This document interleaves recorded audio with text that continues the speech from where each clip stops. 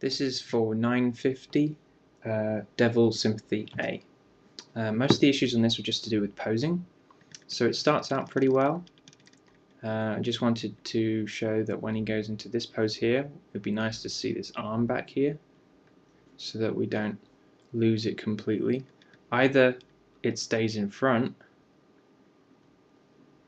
or it needs to go back, but I just don't want to lose it completely.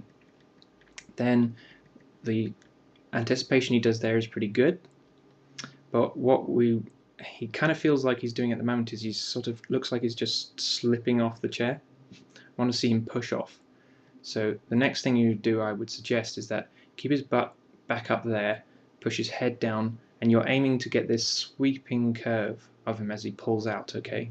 Because he's going to push off. Now, so there's his tail, his arm is still here, body's up there, and then here, his head will be here, his body will be back here, and he might push off with his arms. Maybe they'll come out. Maybe this one would be down here, but the tail will still be there. Then a few frames later, his head's up here, his body's following through, and that tail is just kind of catching up.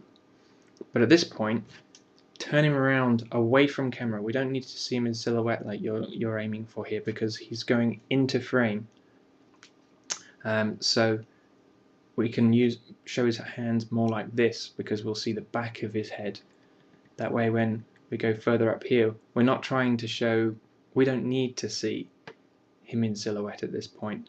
You can just give his body more of this kind of an action. I mean, it could be that we lead with the right hand and we show the back of his head like that, much like the storyboard was originally, so that it looks like the hand is reaching out towards her and he's leaving his tail behind.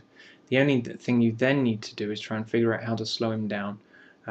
It's good to have him push off that hard, but as we know, we have several shots after this before he actually gets to her, and he would be here too quickly if we went at the pace that you're currently going. So essentially what could happen beforehand is that he skids to a halt, has a moment of hesitation, and puts his hands up to his face, perhaps something like this, before then going a little bit more slower.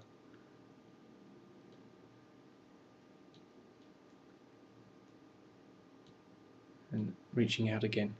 So those are the main points. It was just general posing stuff, and this is the kind of stuff that works, that's really a lot easier to work out in 2D in Flipbook, so I would suggest using that in order to plan this shot out. Just because you've gone to 3D already does not mean that you can't go back into 2D.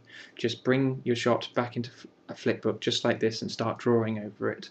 And if you want to, you could even do a play blast with just the camera and the props and objects in the scene with no character, so that you can basically draw out exactly what you think he needs to do in that shot.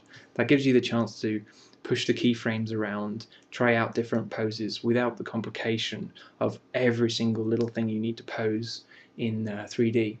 And then you just take that back into Maya, put it in the background, and use it as a guide.